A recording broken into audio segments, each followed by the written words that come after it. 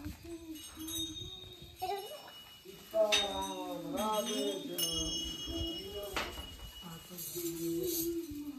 जय, गौ माता की जय, दुर्गा मैया की जय, दुर्गे माता की जय, पिंडी रानी की जय, देवों के देव महादेव की जय, माँ सरस्वती करते देव याद है तेरा बड़ा हे गणपति महाराज हे पूर्ण परमात्मा पूर्ण कीजिए वास।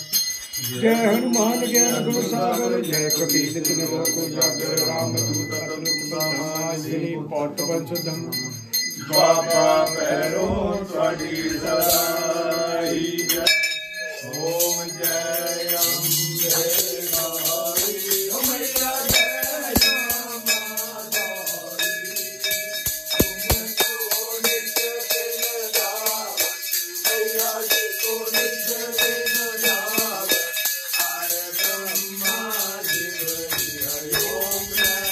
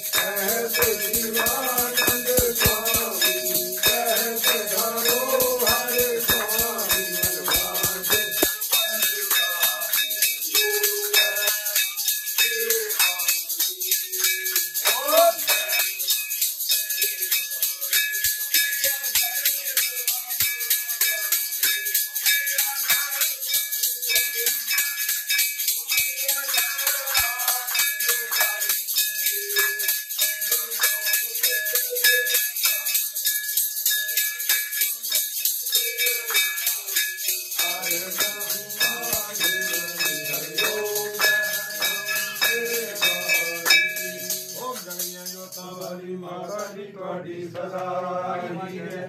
80 4 84 कटण वाली मेरी माता जी तुहाडी सदा ही जय।